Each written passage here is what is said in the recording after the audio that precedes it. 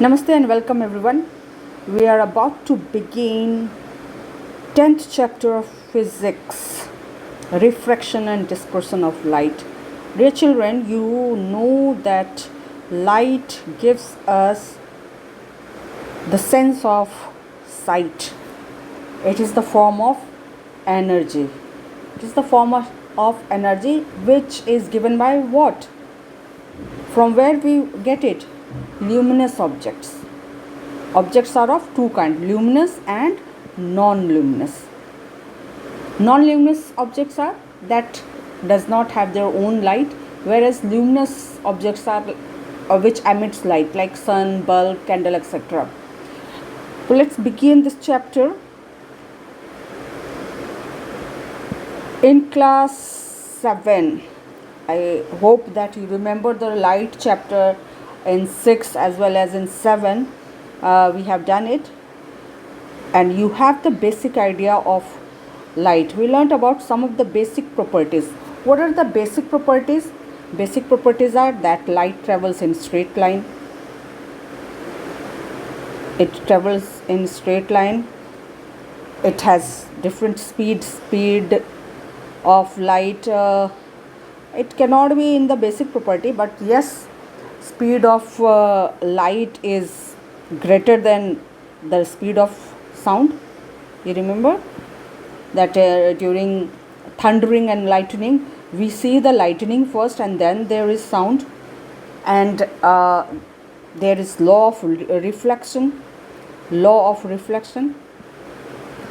What is the law of reflection, if you remember? And it can pass through transparent materials like glass, water, clear plastic and air, whereas it cannot pass through translucent. It cannot. It passes partially from the translucent material, whereas translucent materials are like tracing paper, the frosted glass, wax paper. These are translucent. I should write here. Okay, never mind. So, an opaque object is the object from where the light cannot pass, and that's why we get shadow, because light cannot pass through it. So these are the basic property. We learned that light normally keeps on propagating. Propagating means travels along a straight path in a given transparent. Light will travel in straight path only when it is when in a given transparent medium. It, however, gets significantly reflected. Now see here, light behaves differently when it falls on different objects. Okay, so let's see it.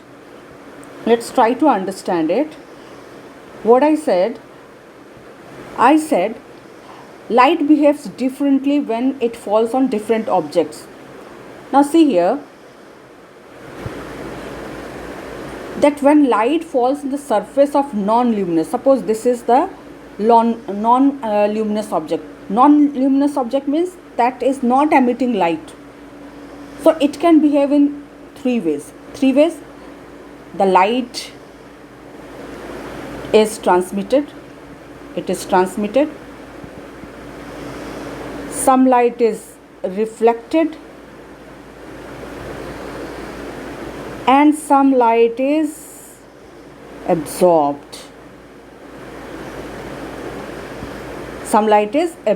Three ways.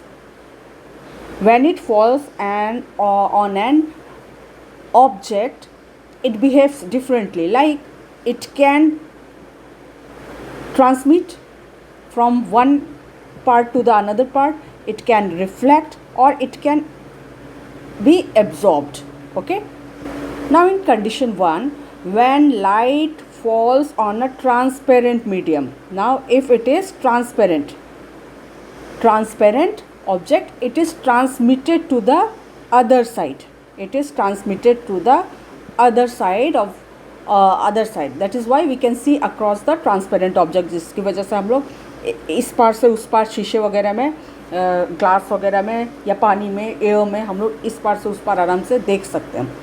when light falls on a rough opaque object, अब suppose this is opaque, most of the light is absorbed, ज़्यादातर light जो है वो absorb हो जाती है. तीन condition हुआ कि अगर ट्रांसपेरेंट हुआ तो ट्रांसमिट हो जाएगा, इस पार से उस पार हो जाएगा, और अगर ओपेक हुआ तो यहाँ पर क्या हो जाएगा, लाइट एब्जॉर्ब हो जाएगा, और ज़्यादातर जो एब्जॉर्ब लाइट है जो है वो हीट एनर्जी में चेंज होगा. और ये जानते हो कि ब्लैक सरफेस पे क्या होता है, सबसे ज़्यादा हीट एब्जॉर्ब होता है. Now when light falls on a smooth shiny surface like glass, जैसे चमक आ जाती है smooth shiny surface, it bounces off, that is what it reflected, it reflects, and in one particular direction. This bouncing of a light is called, and this is called reflected ray. Okay, and we have done the laws of reflection. Try to recall laws of reflection that we studied in class 7. Let's move to this part. Okay, now it however get significantly reflected when it falls on a shiny polished surface. The phenomena means that event, the falling of light on an object is phenomena. This is an event of reflection of light, is governed by two well known laws of reflection. Now try to recall what was the laws of reflection. What was the laws of reflection? Try to recall that incident ray, suppose this is a surface, shiny surface, and the light is incident on this, and it is when the light incident on this. Let's try to recall once what is law, different elements, different points that we need while understanding laws of reflection. First of all, what is that? Incident ray. If a light falls on a surface, it is incident ray. Okay, the ray of light which falls on the mirrored surface or a shiny surface, it is incident ray. The point at which the incident ray strikes the mirror is called the point of, and this point is, this is incident ray, this is incident ray, and this is point of incidence. This is point of this point where it is falling, and the ray of light which is sent back, मतलब reflect जो हो जाता है, जो reflect हो जाता है, is called reflected ray. So we can say the process of sending this incident ray, the process of sending back light rays when it falls on the surface of an object is called, this is reflection of a reflection of a light. Now here point of, this is normal to this plane, and normal is what, 90 degree. Okay, तो अब यहाँ पर आ गया कि ये तीन चीज़ हम लोग समझ गए, इंसिडेंट रे, रिफ्लेक्टेड रे, point of incidence, point of reflection, point of incidence और पॉइंट ऑफ रिफ्लेक्शन एक ही होगा, और ये जो प्लेन सरफेस है यहाँ पर से ही वो रिफ्लेक्ट करेगा. तो पहला first law says that incident ray, reflected ray, try to understand, बस एक सिंपल सा है first law. This is first law. First law is incident ray, reflected ray and normal lies on the same plane. Just see, on the same plane. Okay, ये first law हो गया. और second law क्या होगा कि angle of incidence and angle of reflection will be same. This is angle of reflection, and this angle is not made in a proper way, but this is always same. Okay, this is normal, and this is incident angle, and this is reflected angle. It means angle of incident is always equal to angle of reflection. Okay, this is angle of reflection. This is always just two laws. First law, all these lies on incident ray, reflected ray, and normal lies on the same plane, whereas second law says that this angle of incidence and angle of reflection are always same. Let's move. These are the laws of reflection that you have studied in standard 7. Now it often happens that a light ray propagating, means traveling in one transparent medium, gets to enter and then propagate in another transparent medium. Like suppose this is the surface of a pond or a water. Here it is water and this is air. These are two different medium. This is lighter medium and this is rarer medium. Rarer means जिसमें density कम हो, और water is denser medium. तो ये देखा गया है कि transparent medium, दोनों water is also transparent and air is also transparent. So when it enters, अगर ये यहाँ से एक लाइट इंसिडेंट हो रहा है तो क्या होता है, इसके पाथ में डेविएशन होता है. ये देखा गया है कि there is some deviation. For example, a light ray initially propagate in air में fall on a glass box. और वाटर की जगह ग्लास रख लो, और on the surface of water in a container. We will now क्या होता है, इसमें चेंज होता है. Now we will now study in some detail the characteristic of the phenomena of the passage of light from one medium to another medium. चलो आगे पढ़ते हैं. Now refraction of light. What is refraction of light? So this is refraction of, we are going to study refraction of light. Refraction is basically, जैसे कि air से जब water में गया तो जो लाइट में जो थोड़ा सा बेंडिंग आया, इसी को जो डेविएशन हुआ ना, इसी को रिफ्रैक्शन ऑफ लाइट बोलते हैं. Bending of light as it passes from one transparent medium to another is called refraction. क्यों होता है? क्योंकि लाइट का स्पीड दोनों जगह डिफरेंट होता है. क्योंकि एयर में जो लाइट का स्पीड होता है वो कम होता है, और वाटर में इसका स्पीड, एयर में इसका स्पीड ज़्यादा होता है, जबकि denser medium that is water में इसका स्पीड कम होगा. तो लाइट बेंड कर जाता है किस तरफ? Towards the normal. ये बेंड कर जाता है, और इसी को हम लोग कहते हैं रिफ्रैक्शन ऑफ लाइट. ओके, तो when a ray of light propagating along a straight line in one transparent medium into another transparent medium, it is observed to usually change its direction of propagation or bend its path. This observation is due to the phenomena known as refraction of light. Denser medium और lighter medium में, rarer medium में light का speed अलग अलग होता है. Always remember, denser medium में light, the speed of light is, denser medium में speed क्या होगा? कम हो जाएगा, less. whereas rarer medium में क्या हो जाएगा? more, मतलब फास्ट होगा. लाइट का जो स्पीड है इसमें कम होगा और रेयरर मीडियम में ज़्यादा होगा. And the speed of light is 3 × 10 to the power 10 to the power 8 meter per second. Just imagine this is a very high speed, and nothing can travel as fast as light. You know,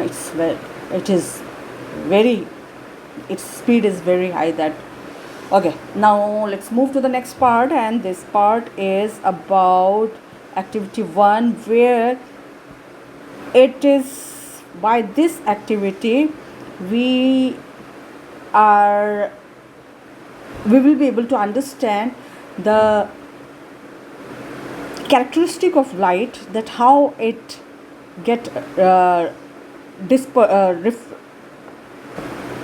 refracted. Okay, so take 2 coins. like हम लोग जो मेले वगैरह में हम लोग देखते हैं, in fair there are games where you have to put down the glass or ring on the coin.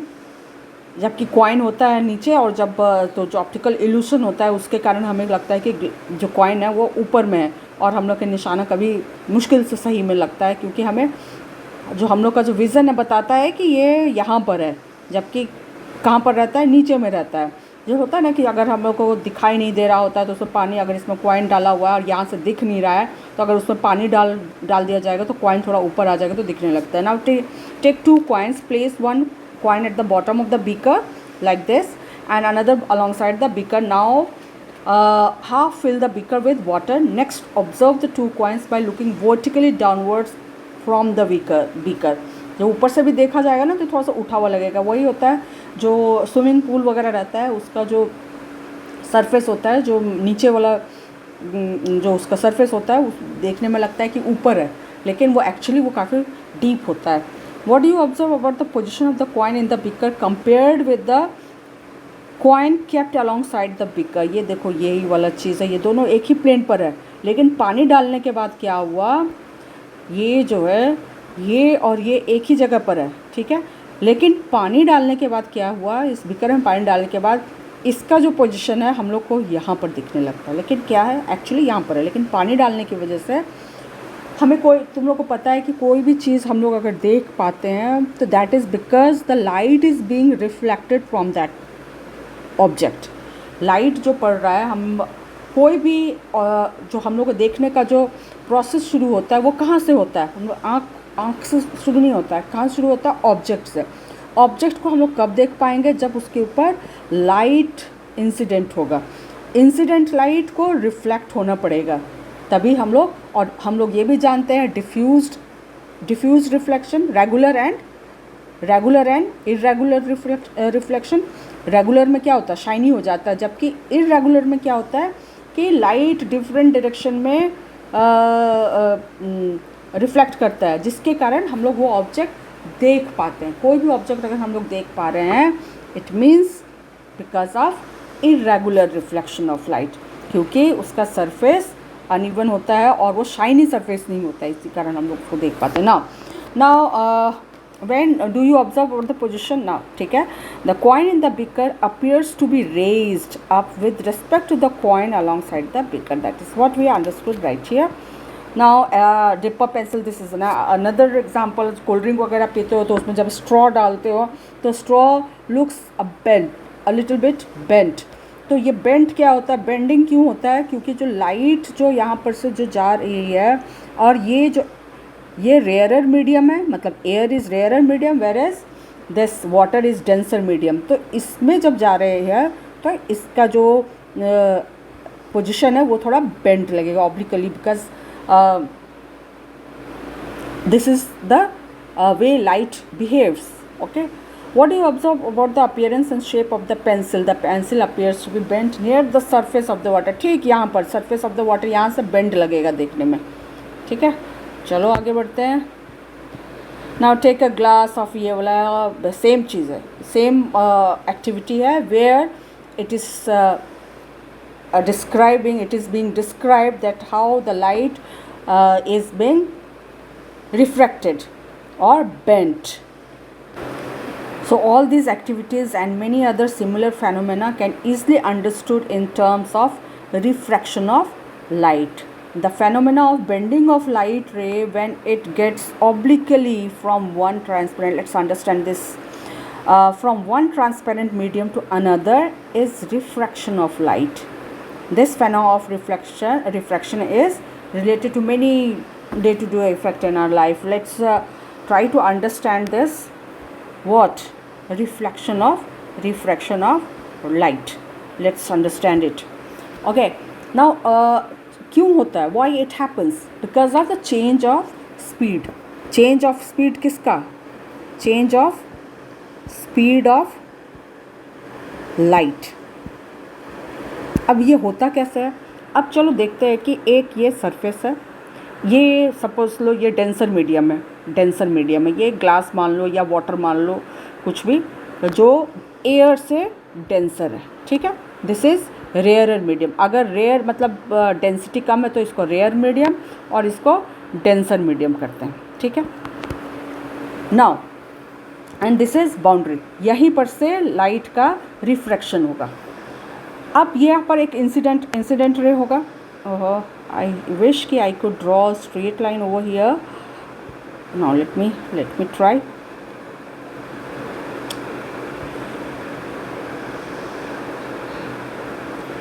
I am not able to draw the straight line. चलो ये हुआ incident ray. Okay, this is incident ray. I am just putting I. Okay, this is incident ray.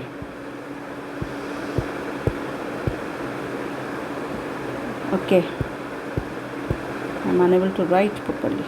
Okay, incident ray, this is incident ray, and when it is traveling, now see here, normal one, this is an imaginary line that is normal to the plane, क्योंकि हम लोग को normal तो दिखाना ही है, ठीक है, this is normal. और अब यहाँ पर क्या होगा, डेंसर मीडियम में आएगा तो what will happen, the speed of light क्या होता है, एयर में जो लाइटर होगा उसमें ज़्यादा होगा और डेंसर में कम होगा। The speed of light will be more in air and less in denser medium, whether it is glass और वाटर और any transparent medium that is denser than the air. Okay, now it will what will happen, इसका speed कम हो जाएगा। तो इसका speed कम हो जाने पर क्या होगा कि ये जो है टुवर्ड्स नॉर्मल, ये जो रे ऐसे जाना था, जिस रे को ऐसे जाना था, ये क्या हो जाएगा, ये थोड़ा सा नॉर्मल की तरफ आ जाएगा।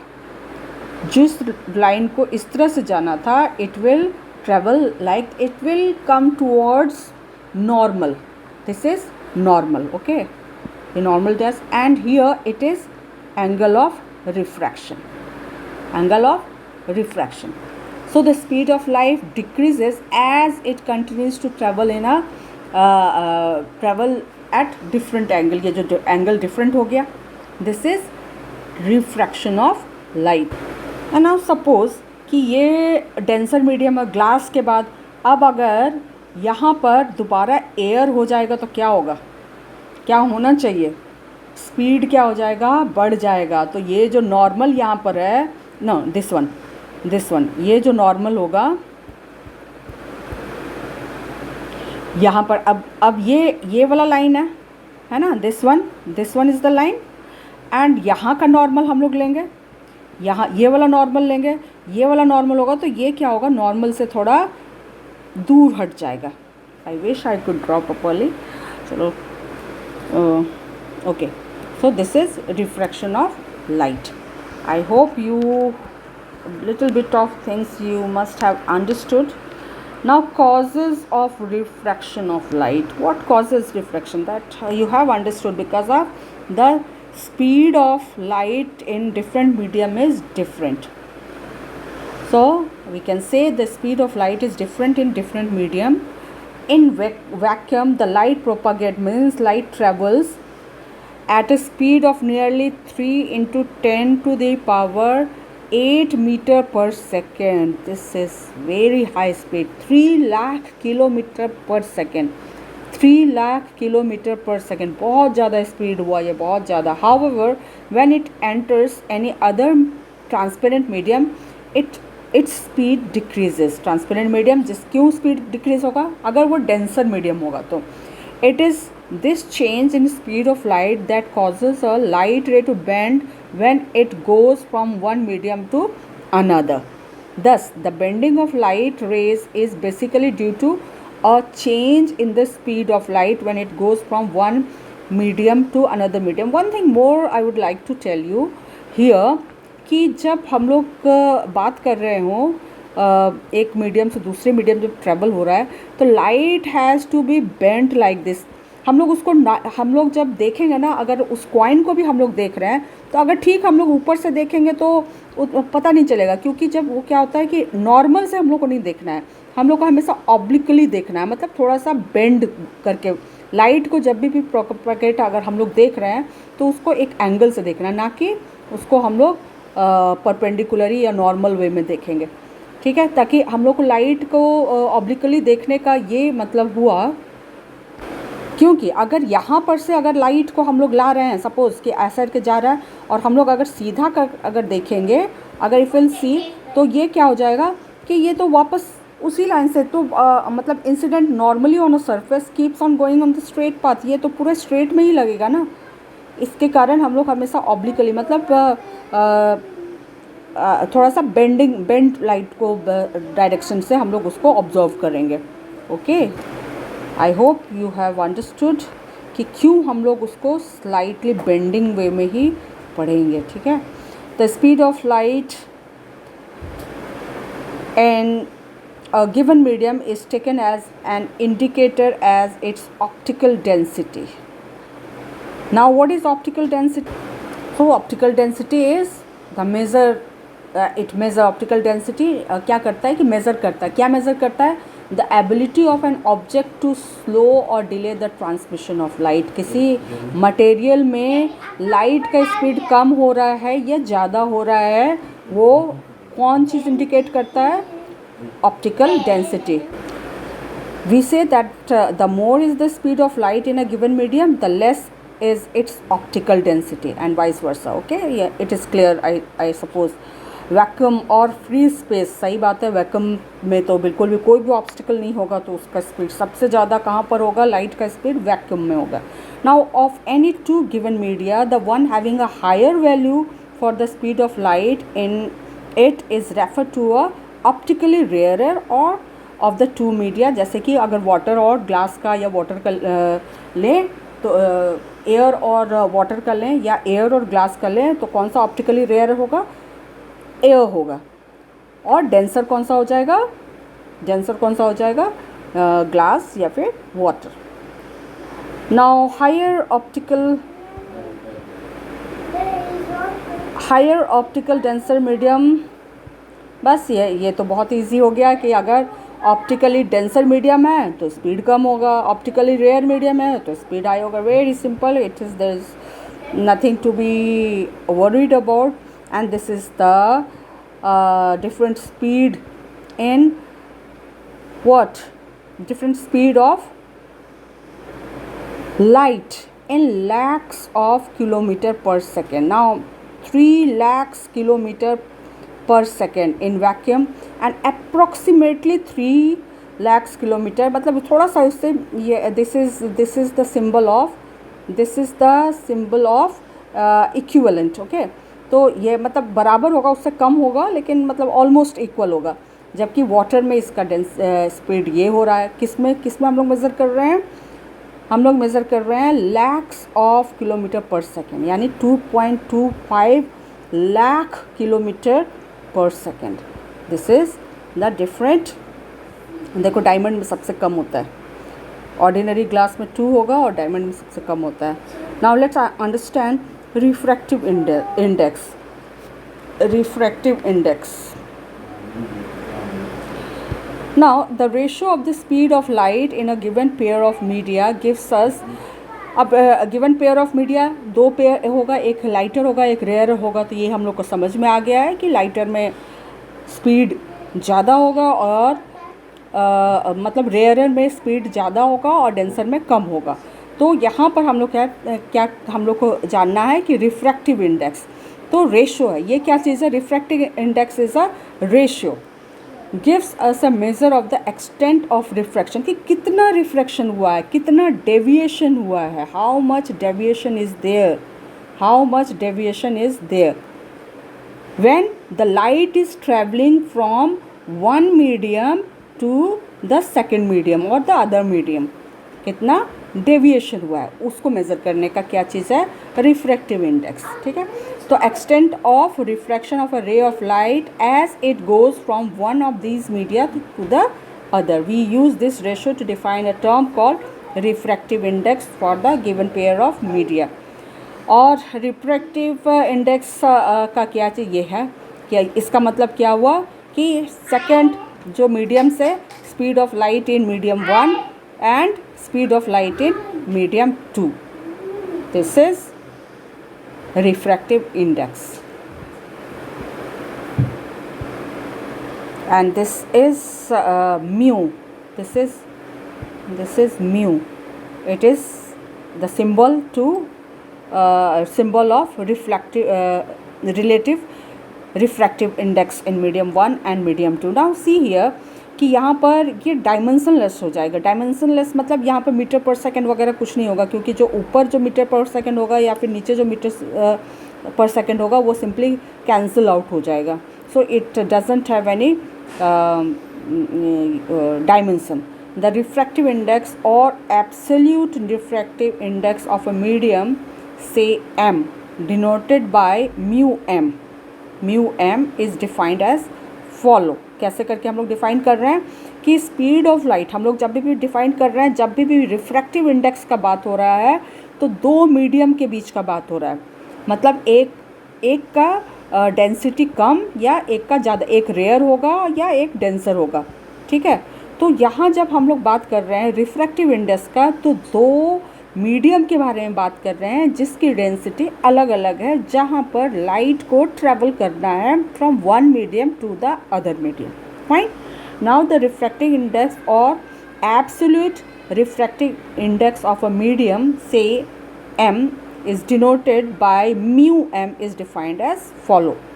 ठीक है, तो speed of light in vacuum and speed of light in a given medium, that is c by vm. Now where c denotes what? Speed of light in vacuum, and this denotes the speed of light in that medium. This may be air, this may be water, this may be glass or anything which can transmit light. Now refractive index and optical density. Now it is now easy to realize that the refractive index of a medium is an indicator, है ना, as well as a measure of its optical density. The more the refractive index, the more is the optical density. जितना ज़्यादा refractive index का value आएगा उसकी density उतना ज़्यादा होगा. Let's understand once again that light bends as a result of changing velocity, कि इस मीडियम में कैसा है, इस मीडियम कैसा है, at the surface between the two media. Just how much a particular medium slows the transmission of light, कि कौन सा मीडियम कैसे उस लाइट को स्लो डाउन करता है, वही क्या, उसी को हम लोग क्या कहते हैं, ऑप्टिकल डेंसिटी, है ना. तो ऑप्टिकल डेंसिटी क्या डिटरमाइन करेगा? ऑप्टिकल डेंसिटी डिटरमाइंस अ मीडियम्स, मतलब उस मीडियम का रिफ्रैक्टिव इंडेक्स बताएगा. It will measure, it will determine. What it will determine? Refractive index.